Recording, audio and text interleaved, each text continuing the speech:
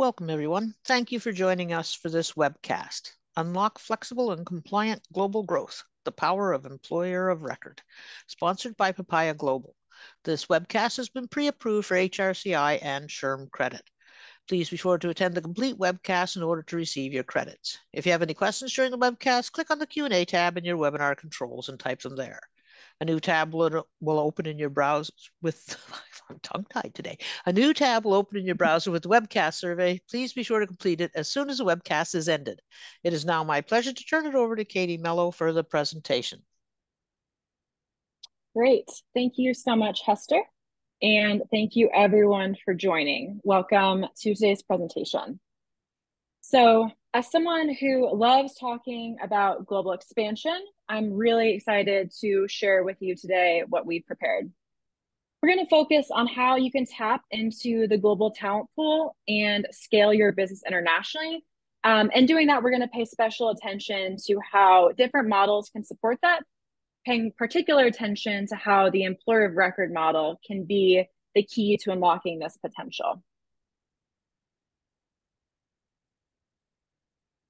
All right, so before we get started, I want to give a quick disclaimer. This content is not legal advice. It is simply informative. I want to share my experiences and the experiences of my teammates over the few years that I've been working in the EOR space. If you have any questions about what to do with this information, if you would like more information based on the presentation, please consult your own legal team or your own legal resources for questions or concerns. I am not an attorney, so please just keep that in mind. All right. So as far as our agenda is concerned today, we're going to hit a few key items as they relate to EOR. So I really want to start with understanding the current global workforce challenges. So what does the landscape look like today? What are current HR leaders facing as they're looking at talent, as they're looking at expanding globally, as they're looking at where to find skills and how to properly hire, employ, pay those people with those skills. Then we're going to talk about how EOR can be a viable option for addressing those challenges that HR leaders and other business leaders are facing today. We're going to also talk about what EOR is and how it compares to different global employment strategies such as contractor management, AOR, and the payroll model more generally. We're also going to discuss a few considerations when choosing the EOR model to best suit your business's needs. What kinds of questions should you be asking? What are the different risks associated with choosing the wrong EOR? And what can the right EOR really do for you and for your business? Lastly, we'll go deeper into how EOR fits into compliance considerations. So how can an EOR help or hurt that compliance based on choosing the correct partner? We're also going to give you a little bit of guidance in terms of things that you should be on the lookout for, like I mentioned before, in choosing that EOR partner. And lastly, after the compliance considerations, we're going to open it up for Q&A, allow some time for questions. If you have any questions throughout the presentation, please feel free to throw those in the chat.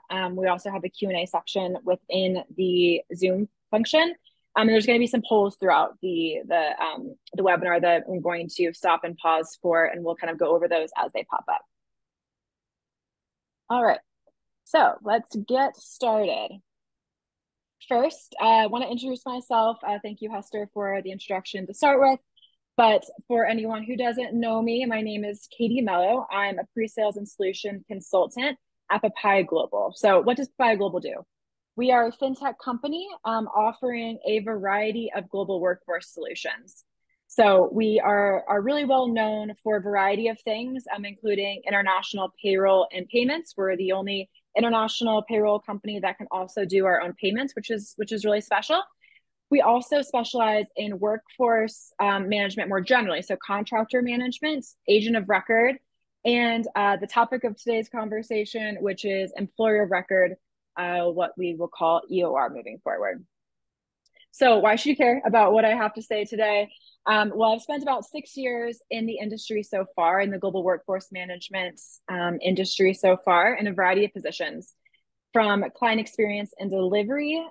So essentially working directly with clients such as yourselves, HR, payroll leaders such as yourselves, to essentially employ an EOR and get off the ground. So hire those first few people in whatever country you're looking for. So I've worked in about 160 countries across the globe, helped lots of customers find the best solution for their needs.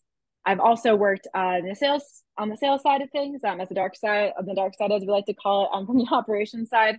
So helping our sales teams really understand our customers' needs, and then also on the product side. So delivering, looking at how we can deliver the product in a way that suits our customers' needs, and also looks at what needs they're going to have in the future and how we can grow with them, and kind of constantly listen to what they're looking for. So throughout the past few years and all these different positions, I have had some experience in helping customers of all types, all shapes and sizes, all industries, find the solution that works for them, hire in any country that they want, sometimes fire in any country that they want, which is an unfortunate reality of working in the HR space, as I'm sure you all are aware. And it's been really fun. So I also have a master's degree in international development with a focus on social entrepreneurship, and a background as well in the social impact space. So, I mean, you can take that all to gather that I'm a pretty big nerd. So please take all of this with a grain of salt. But I really love this industry. I love how it's constantly evolving, and there's always something to learn. So I'm really excited. I know I said it before, but I'm really excited to be sitting here chatting global workforce solutions, global expansion, what it means for not only companies, but individuals, with you all today. All right, I think we're ready for the first poll.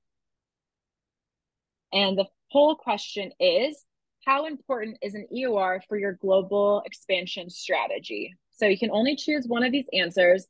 Please take the next minute or so to put your answer in. I'm going to set a timer because I don't think the timer is working.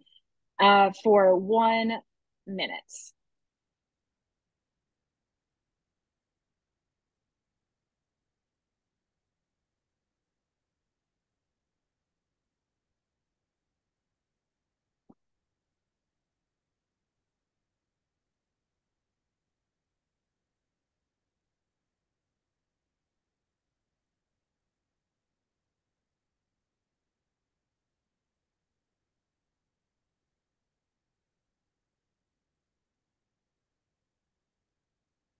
$30 seconds left. So if anyone hasn't voted in the poll, please go ahead and submit your vote.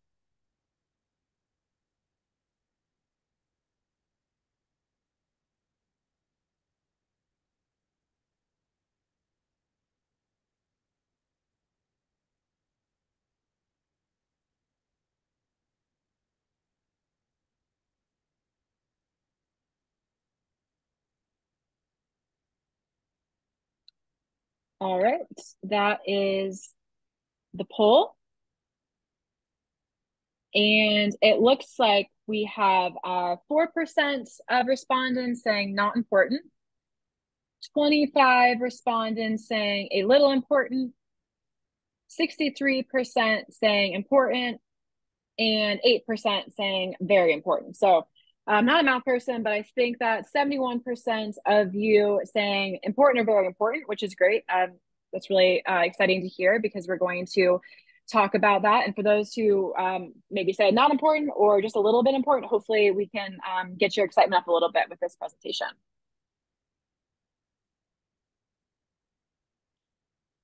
All right, so let's get into it. So currently, nearly half of all HR leaders view shortages in certain skills as being one of the most significant threats to their business. We all know that there's a lot of challenges with the workforce now, both on the skill side and also on the employer side. There's some skills that we're oversaturated, and some skills we're lacking. But what we've seen over the past few years, especially, is that we don't need to restrict ourselves to a geographic region of 20 miles from the office, 30 miles from the office. You have to be within community distance of a big city in order to find a job. You don't need to, if you're an HR leader, a recruiter, talent leader, you don't need to only look for talent within that small radius of a city or a hub of your office. As we all learned from COVID, working remotely not only is an option, but it's a great option and allows connectivity and allows us to expand that workforce pool. And even more than just looking maybe at a community an hour outside when you're looking at talent, you can go global. So going global and looking for talent, you're gaining access to a diverse range of skills, experiences, perspectives, education systems, cultural differences. And all of this, studies show, can fuel innovation. It improves cultural competency. And at the end of the day, it can give your business a significant edge in the marketplace. Having a wide spread of employees not only allows your company to succeed in what it's currently doing, but it also brings new ideas to the table, right? And at this moment in time, it's never been easier to find, hire, pay workers around the world.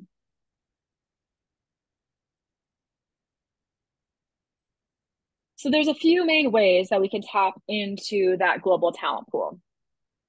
So the three main ways: contractors, own legal entities, employer of record. I'm going to get into these a little bit more in depth here. So I'm sure everyone is aware of what contractor management looks like and what it means to pay people as contractors. So in global employment, contractors can be a quick solution for short-term projects, but they don't qualify for those employee benefits and the company has less control of their work, right? So if you're looking at maybe a short-term project, or if you have maybe on and off work that you need from someone, paying people as contractors is a really good solution. And the way that we're set up as a global economy now, it's very easy to find people around the world at whatever pay rate you're looking to pay to do the work that you're looking for. Another option is setting up a legal entity. And so what this means is that you're setting up a legal local entity in a country and paying people directly on that legal entity through payroll.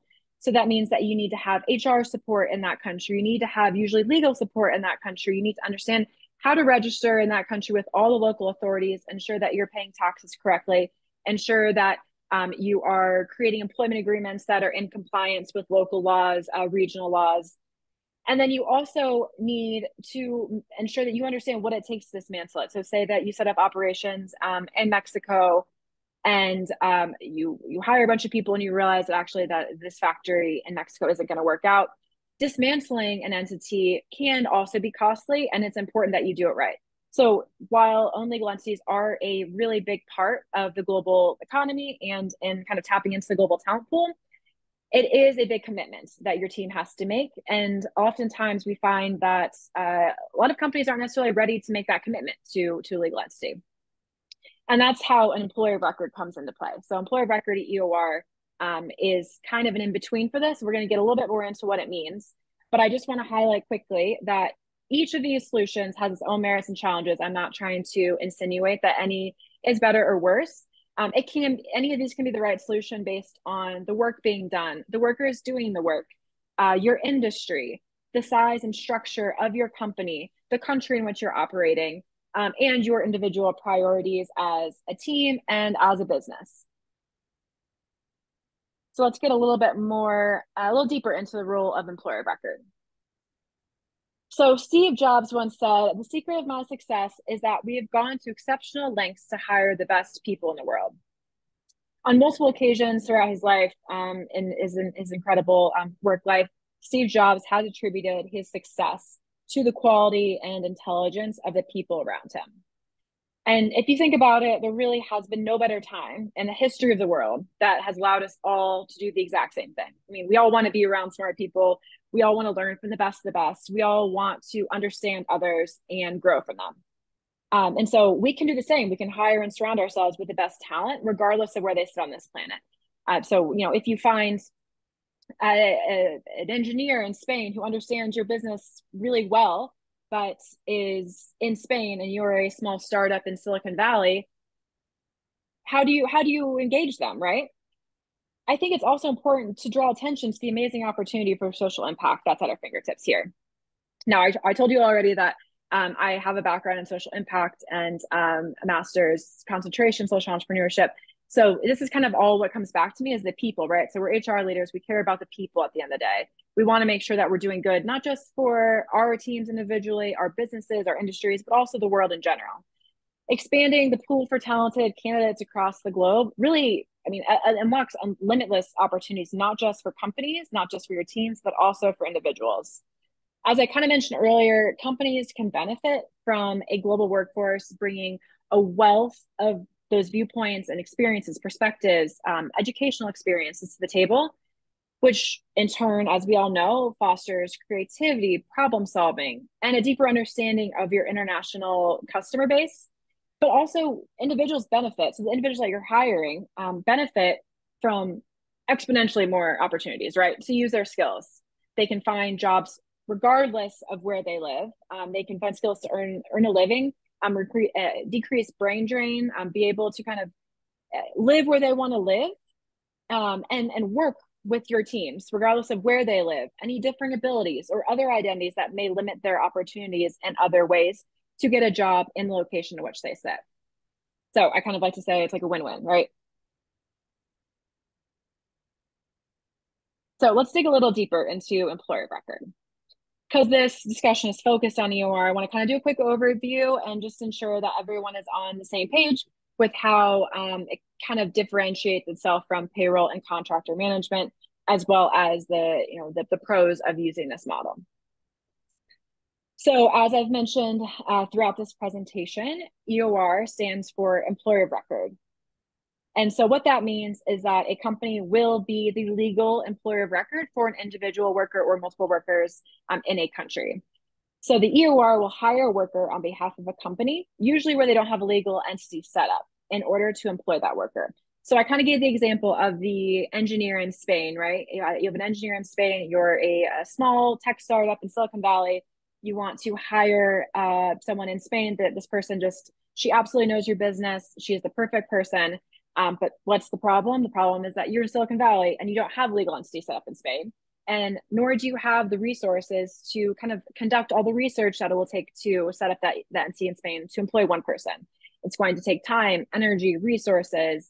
It's going to take a lot in order for you to employ this one person. And you're not even sure if this person's going to work out long term, right? So what does this mean for you? How can an EOR help you? The answer is pretty simple. So it's global talent with local expertise. So EORs act as your employer, the legal employer, right, for international hires, handling employment agreements, payroll, taxes, benefits administration, anything in between. So all those little things that you have to handle as HR or payroll leaders, experts in your field, that's what an EOR will do. And kind of within this, you understand it's registering folks with the relevant authorities. So ensuring that they have the proper deductions taken at the local level, the country level, ensuring that you understand properly how to tax or not tax certain expenses. And what this allows you to do, as I've mentioned a few different times already, is it allows you to recruit top talent worldwide without setting up those legal entities. That can be a really big lift for your team.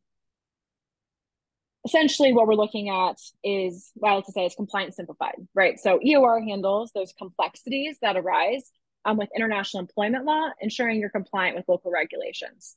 There's a million different things happening every day in the world of international employment law. And it would be impossible for any one HR team to keep up to date on every single change, correct? So last but not least, kind of going off of that, especially for all of you folks in HR, what does this mean for you? It means administrative relief. So EOR takes care of, as I mentioned before, the payroll, the taxes, the benefits administration, setting people up, all the things that have to go into terminating a worker if that has to happen. And what that does is frees you up to focus on managing that global team. I don't know about you all. I can imagine, we're all in these workspaces where we have one job, but then, priorities change and we have maybe a second or third priority added to our list. And so what the EOR does is it kind of takes that burden off your shoulders and allows you to focus on what you need to do in order to drive business priorities and kind of balance those things that keep coming up and changing day to day.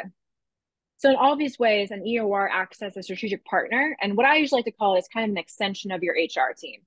EOR is not, you don't want to see EOR as a vendor. You don't want to just see them as, another company that you give money to.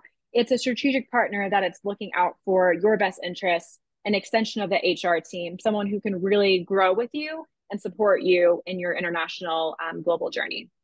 So with all that, I guess you can see why it's becoming increasingly popular. And before we move on to the next slide, it's time for our second poll. So I'm going to pull up my timer again, and we are going to do our second poll, which is, what is the biggest challenge you face concerning your EOR strategy? So it's single choice again. The options are legal and compliance issues, financial risks, operational disruptions, or reputational damage. I'm going to set my timer for 1 minute to allow everyone to answer the question, and timer is on.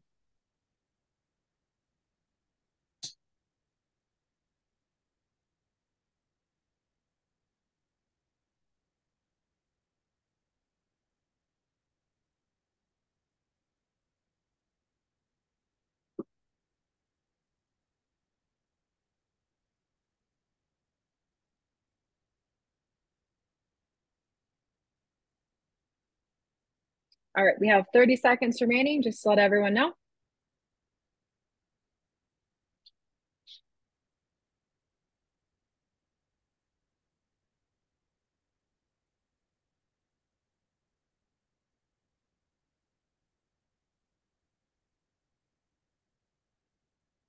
Ten seconds left on that poll. So if you haven't submitted, please go ahead and submit, and I will read out the answers in just a moment.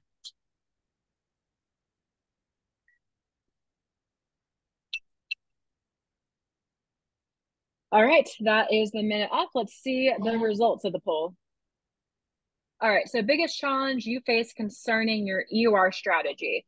So with whopping 65% of the vote, legal and compliance issues, which makes total sense, 5% of financial risks, 25% of you answered operational disruptions, and then 5% of you answered reputational damage. So this is really exciting to see. It makes total sense. And what's interesting about all these options is that they are all interconnected, which we'll talk about in just a moment. All right, so the numbers support this meteoric rise in the interest of global EOR. And while it's relatively new in terms of an industry separate from PEO, which I think most of, if not all of you are aware of, the EOR industry has been growing rapidly over the past few years, especially the last like 10, 15 years, especially it's exploded, right? Companies offering a solution are popping up constantly. And it's not just new competitors that we're seeing pop up almost daily. It's also, current giants that we know in the payroll space, adding EOR as a service line to their existing offering.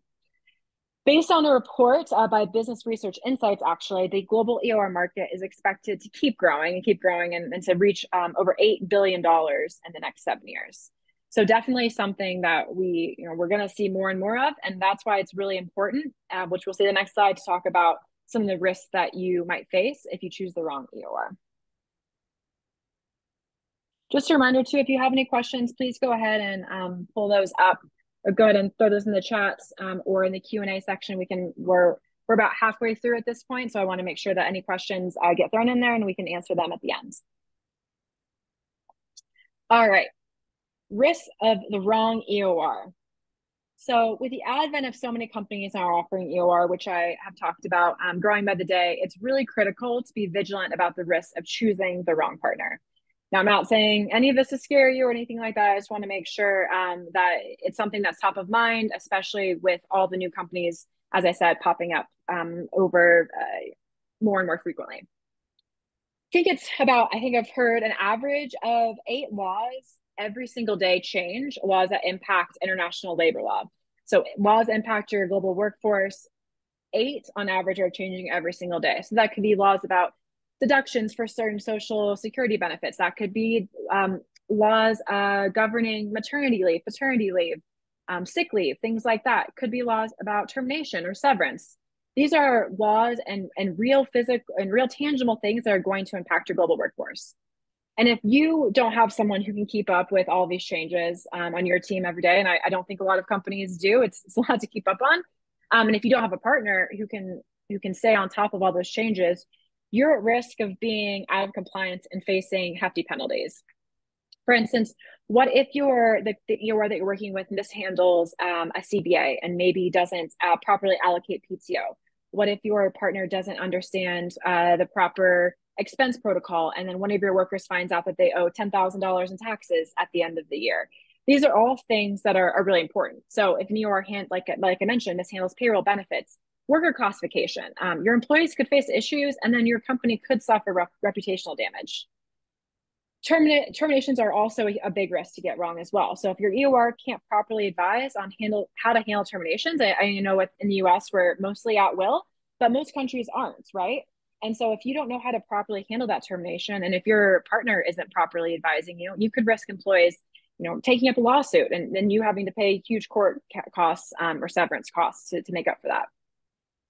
Financial reputational issues also impact your ability to operate effectively and could even limit your ability to work in certain places. So say you have a worker, you're working in France and your partner misqualifies or misidentifies part of the CBA, right? And you have a worker get terminated and not be paid out correctly. If you are under lawsuit, that could limit your ability to work in a certain country in the future. Say you want to set up an entity in the future, it could have an impact. Not always, but it could. Something to keep in mind. Also really important that some people have overlooked in the past, but we're actually starting to get a lot of traction in this all over the world, is data security, right? So lack of proper data security procedures can pose a huge risk. So EORs handle the most sensitive HR data. I don't have to tell you all that, you're all HR and payroll leaders, but EORs are handling employee information, addresses, social security or other national identification numbers, bank accounts, data about disabilities, about healthcare, things like that. This is the most sensitive data that a person can have, and an EOR will be handling that on a daily basis. And so in a world that is increasingly litigating data privacy and security, it's really, really important to choose the right EOR, because the wrong EOR, if you're choosing the wrong EOR to hire remote workers, and you have a data breach or something happens with that worker data, it doesn't just impact that worker, which is obviously a huge concern. It also can impact your reputation as a company, can impact your reputation as a place that people want to work, and it can also impact your reputation being able to deliver in that country. So there's a few different things that have come up recently with data privacy. I'm sure you've all heard of GDPR. The SOC 1, SOC 2 certifications are also really important. So those are just a few things to keep in mind when you're looking at EORs and kind of evaluating what the risks are with choosing the wrong EOR. So there's no one size fits all.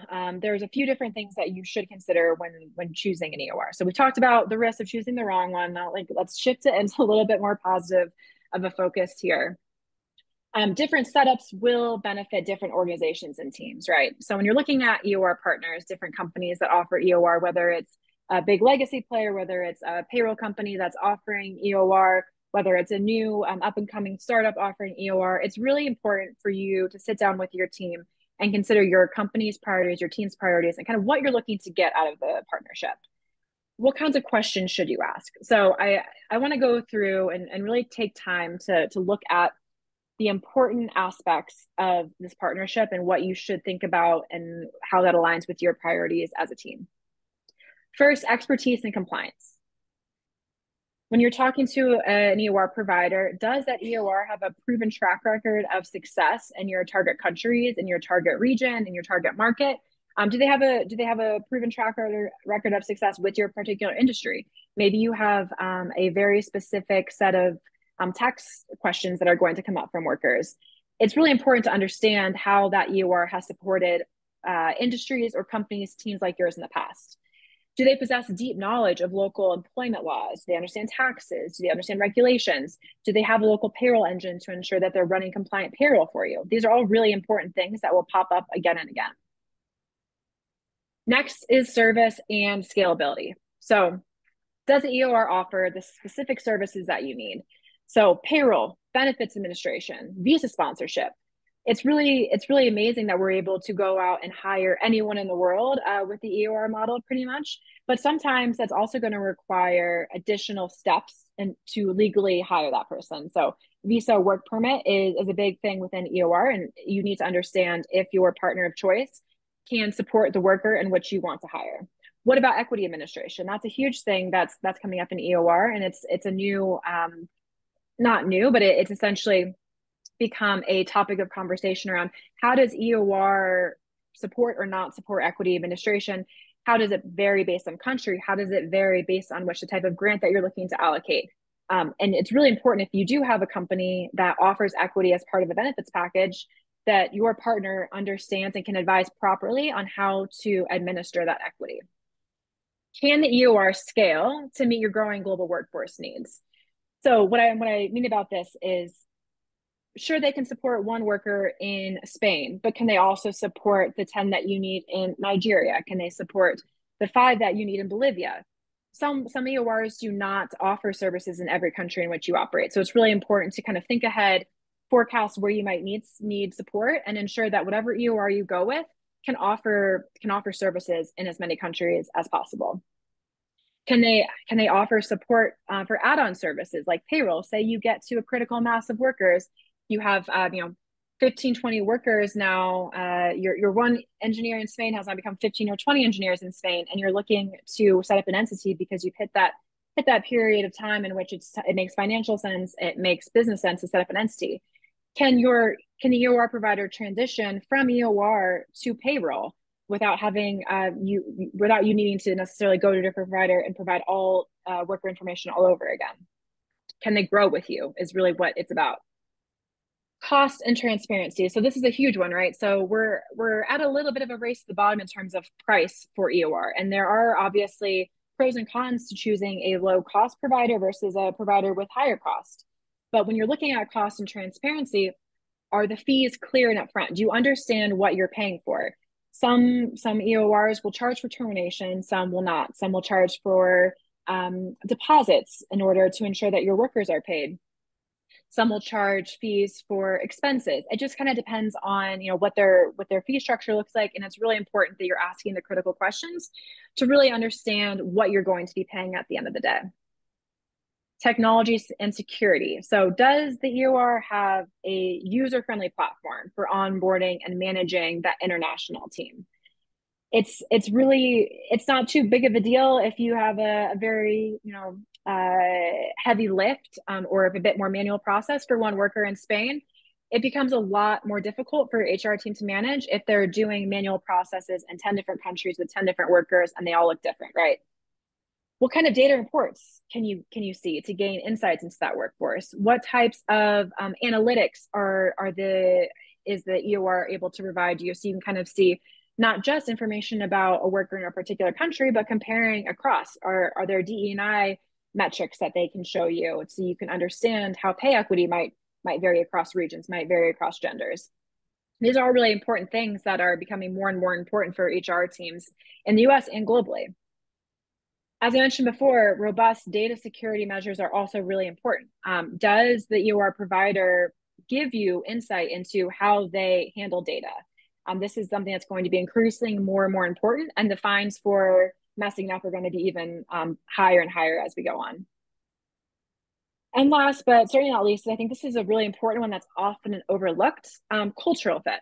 So do the values of the organization that you're selecting align with yours? What does the team value? How does the service model fit with what your team is looking for? There are lots of different service models for EORs, and it kind of depends on what your team is looking for. Do you want to just have a very transactional relationship where you send in a question to a chatbot and it responds? Do you want to have, or do you want to have a one-to-one relationship with an account manager? So, for instance, if your team really values that HR support, that strategic support, it might be important to look for your team then to look for an EOR that provides that service, direct one-to-one relationship with an account manager. It's someone to build a relationship with, and provide that additional support, right? That extension of your HR team that we were talking about. Again, there is no one size fits all. There's no right or wrong way to necessarily look at it. What you really need to do is just consider the priorities of your team. What's important to you? What are you looking to get out of the experience? Are you looking to kind of get into one market, test it out, and maybe hire more in that market? Are you looking to kind of hire contractors all over the world and then transition them into EORs, in which case you'll really want to ensure that you have a tech-focused partner? Are you looking for someone to be an extension of that HR team, someone who can strategically advise, hey, at this point, I think it's important for us to talk about setting up an entity in this country, you're kind of getting to this critical mass. These are all things to consider when looking at an EOR and kind of comparing partners and what they offer across different companies. All right, so moving into choosing your EOR model. Now that you kind of understand some things that you should be looking out for, as well as those big risks that we've talked about, what should you be aware of in choosing different models?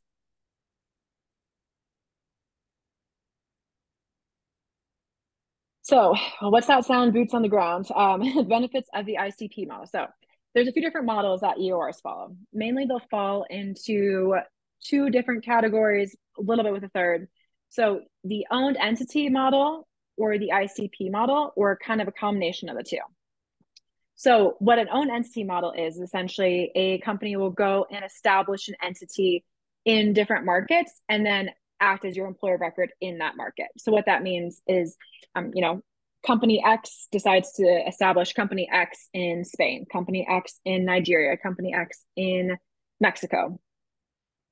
Or they will, and so essentially when they hire your workers on behalf of you, they will be a worker of, company X Spain, have the contract say company X Spain, etc. The ICP model is what we call in-country partner model, which I'll get to in just a moment, or a combination of the two, which is probably more common than fully owned entity. It happens in which essentially a company an EOR will focus on opening entities in more traditionally utilized markets and then using ICPs or partners in maybe less utilized markets. So on the surface, a lot of people think that maybe the own entity model is always the way to go. But if you dig a little bit deeper, there are actually quite a few benefits that are often overlooked with the ICP model. So as I mentioned, ICP model stands for in-country partner, meaning that the EOR partners with the local organization in each country to provide the service. So what that means is the EOR company will go out and essentially look at different organizations already doing work. They're heavily vetted. They have years of experience in serving a particular market. So they have these companies have a keen understanding of the local laws that impact your workforce and your payroll. They generally have the compliant software. So I know that you all are aware of the complexities of international payroll, and often there is a particular type of software that needs to be run in order for that payroll to be locally compliant with that particular country. So these organizations that EOR's partners with, the partners, they know not only how to run that payroll, but how to do other things like manage different types of leave. So if you have a worker going on maternity or paternity leave or sick leave, they understand how to manage that at the local level, at the country level. They understand, almost maybe as important as payroll, how to sever a relationship with the worker in the best way. They can advise on if an MTA makes sense. They can advise on what severance looks like. They can also advise on how to handle expense management. We talked about that earlier. So what types of expenses can be reimbursed tax-free, and what type of expenses do we need to gross up, right? That will really impact your workers at the end of the tax year, right? When they're looking at when governments are looking at their tax returns and doing a little bit of digging. If an EOR uses an ICP model, they'll often have different partners in country. So that means they can be flexible when choosing a partner that best fits your needs based on the benefits and the structure. Sometimes we might have an EOR with multiple different partners in a country, and they might have different CBAs or they might have different benefits options. It can really allow you the flexibility and allow the EOR the flexibility to choose a partner that makes most sense for not just you as the company, but also the workers, right? Making sure that they have what they need at the individual country level that makes them feel comfortable accepting your offer. And lastly, using the ICP model actually allows for cost efficiency. And what I mean by this is that the EOR company who's using the ICP model doesn't have to spend all the time, energy, resources to set up and maintain that local legal entity.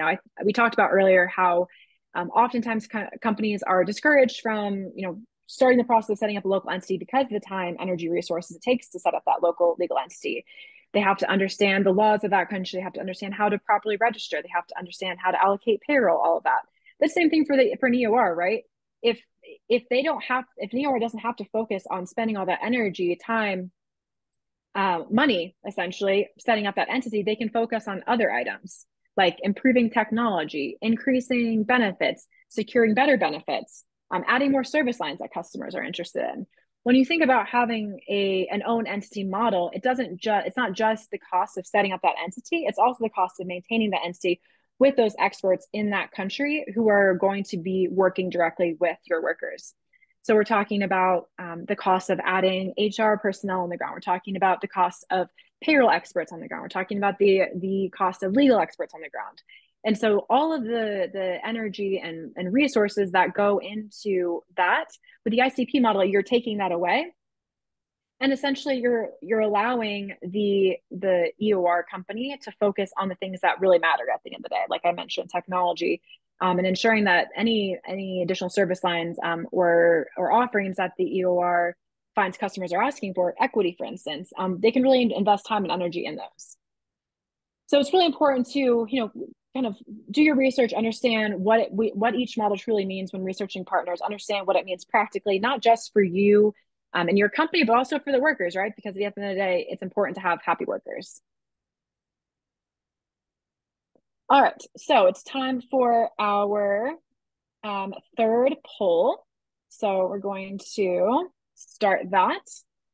How much do you know about the process of moving from EOR to hiring employees? Single choice again. So nothing at all, a bit, but definitely not enough, quite a bit, or I would call my expert on the topic. I'm going to set my timer for 1 minute, starting now. Everyone go ahead and submit your answer to that poll, please.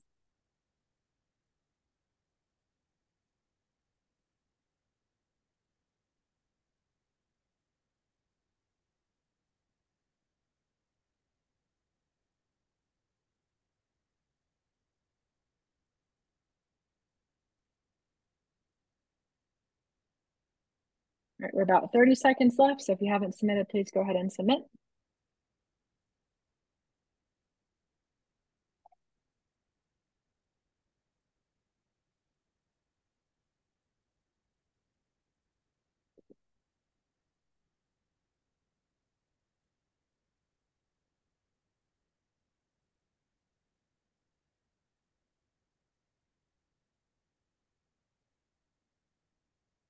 All right, 5 seconds left, and I will go through the responses. All right, that's time. Okay, so just reading the question again, how much do you know about the process of moving from EOR to hiring employees? 33% of you said nothing at all. 52% of you said a bit, but definitely not enough. 14% of you said quite a bit. And 0% of you said, I would call myself an expert on this topic. That's great. It will lead into the next part of our conversation here as we're talking about EOR as part of a broader expansion, global expansion strategy. All right. So now that we've covered the basics, how does EOR fit into your overall global expansion strategy? In some cases, you might find someone who's a great fit in another country and want to hire that person right away as a full-time employee. We mentioned the Spain example, the Spain engineer, right?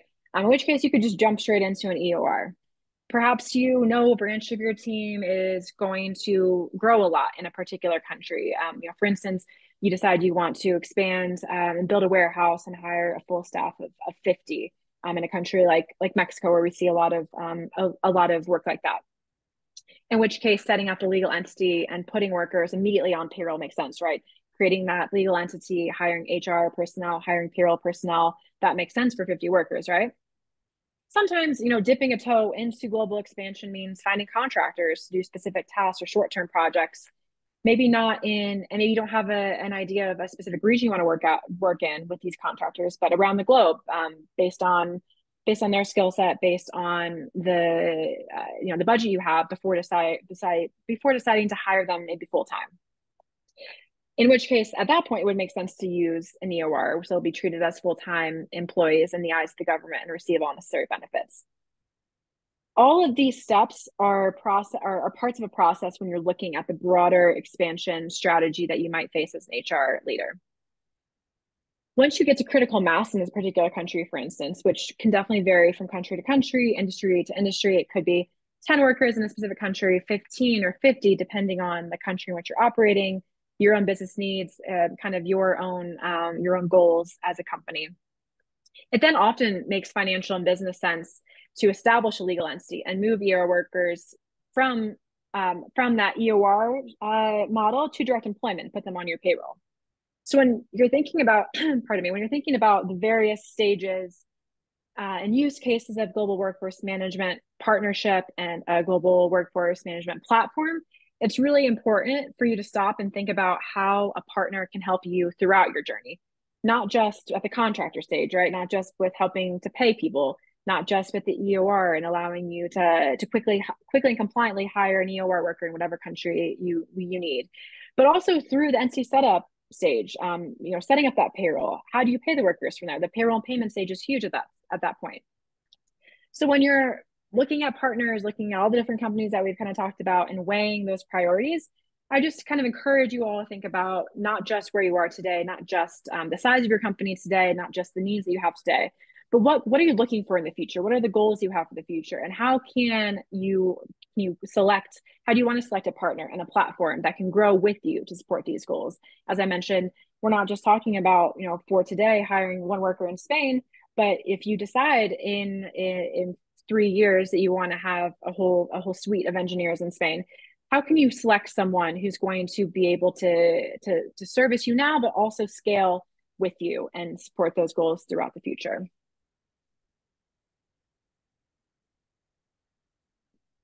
So moving into legal compliance considerations, this is, I think it was 25% of you said this is your biggest concern, or the biggest thing that you're thinking of when you're thinking of EOR.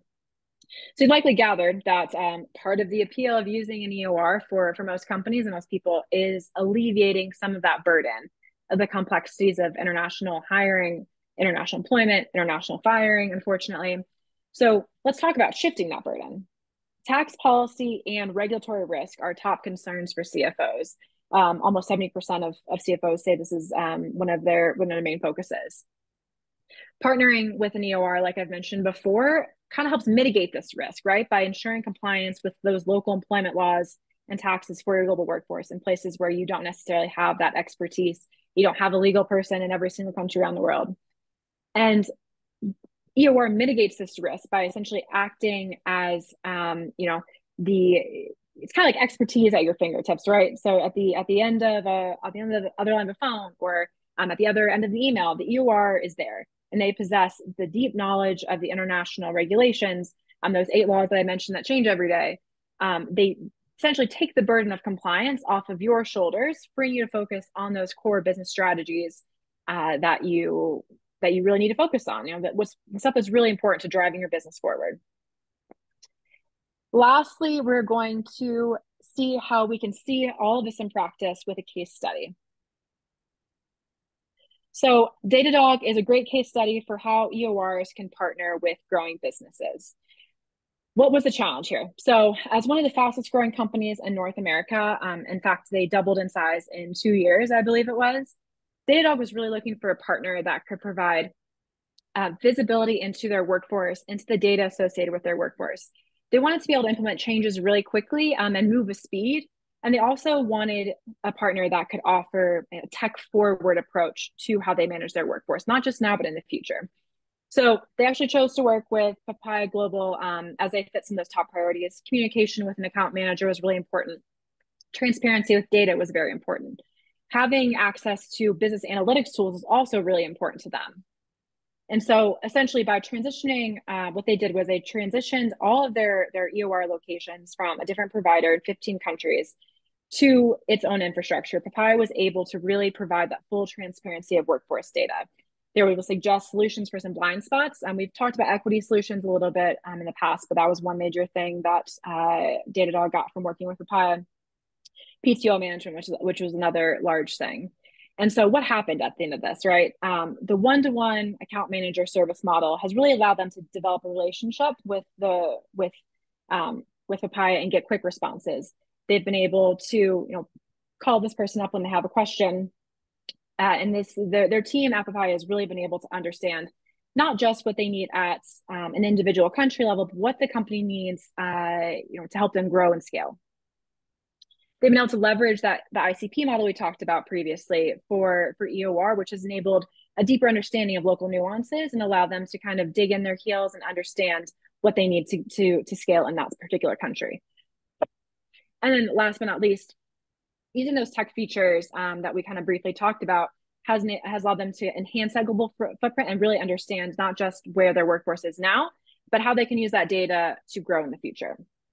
So since partnering with Papaya Global, Datadog has actually transformed 2 of those locations that they're using EOR into full entities. So Spain and the Netherlands, they grew so much in these countries that they decided to open legal entities and now run payroll with the Papaya Global team there, in addition to using Papaya for EOR in a few different locations. And since then, their growth has continued. I'm sure many of you, if not all of you, know about Datadog, but they actually went public on the NASDAQ exchange in September 2019 and raised about $648 million, selling 24 million shares. It's just a really good example, of how EOR can and should act as a strategic partner through the growth of the company's global workforce, from a couple of locations kind of spread throughout the globe to having these entities in different countries and kind of propelling that growth forward. It also shows, how it's important to choose a partner that can support that growth into the next phase by offering not just EOR, but payroll and payments to provide that seamless transition into the future. I hope this example and this presentation overall has given insight into how powerful an EOR can be, and not just enabling you to compliantly, effortlessly hire the best talent anywhere on the globe, but also kind of supporting you through that global expansion, being a strategic partner, and really helping you to hit your business's needs and goals based on where you are now, but also into the future. And with that, I think we are ready to move into the Q&A section. So let me see if I can see the questions here. All right, let me dig in here and find a good question. Goodness, pardon me. All right, so someone wanted to understand what one of the major risks with, doing a little deeper into what one of the major risks with choosing the wrong EOR is. And one thing that I talked about briefly in the risk section was terminations, right? And so terminations are especially tricky when using an EOR model because the employee legally is an employee of the EOR, right? So they have, their contract will say the EOR's name or the partner's name instead of your company's name. And so what this means is that you might want to fire this person for performance issues, things like that. But at the end of the day, the EOR has to essentially prove that this person deserves to be terminated. In which case, it becomes really important to choose the right partner because not choosing the correct partner can cause issues down the road. So say you have someone in France, for instance. This is one of my favorite examples because it's probably the most difficult place to terminate a worker. Say you have someone in France who is essentially not performing correctly, and the company decides they want to terminate this person effective immediately.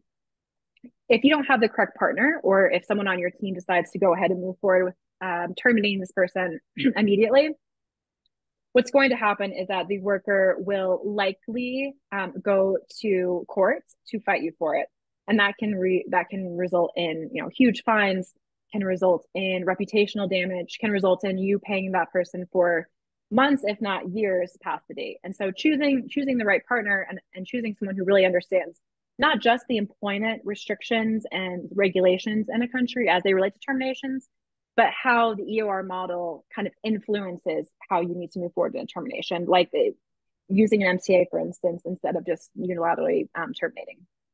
That's one example of a big risk that we see in EOR, and kind of how choosing the right partner can help you mitigate that risk to a certain extent. Let's see. How does the EOR model impact company culture when building a global team? This is a really great question because I think it's one that we're all kind of facing as remote organizations. We're getting more and more remote as a world, and kind of extending our reach. Our companies are expanding globally. Choosing the right EOR is really important for this, right? You want to make sure that you're choosing an EOR that puts employee experience first. The EOR should always be reiterating to the workers that while they might report on paper and in the eyes of the government to the EOR company, they are in fact working directly with your company. And so you want to make sure that when you're looking at EORs that you are asking about the employee experience. How does the employee experience factor into not just the service model, but also the on the ground policies, procedures, the benefits that are given to the workers, things like that. And also it's important for HR leaders and payroll leaders and team leaders to understand how EOR workers fit directly into their teams, and so they can work with them directly. And that's where it becomes really important to choose an EOR partner that has both resources for employees and also for those managers, for those HR leaders, so they understand how to include them in the team culture and really build that team culture. Because at the end of the day, having workers throughout the globe, as I've mentioned before, it's shown to increase creativity. It's shown to increase innovation. It's shown to deepen cultural understanding and really create a lasting impact, not just for the individual teams in which the workers are working, but also on the company, and really creating deep impacts for everyone at the organization and the products that the organization will offer in the future. Those were the questions that we received today. 1 minute left. I think we are ready to wrap it up. Thank you so much, everyone. Really appreciate your time. If you have any questions, please feel free to reach out directly. I'm happy to support. I'd like to thank Katie as well as all of you for joining us today. If you'd like to view this webcast again, the archived recording will be available on the HR.com website within 24 hours. The webcast credit will show in your HR.com account within 2 business days, and we'll also send you an email with your credit information. Your feedback is important to us. Please take a moment to fill out the exit survey that opened in a new browser page on your computer. This concludes our webcast. Enjoy the rest of your day.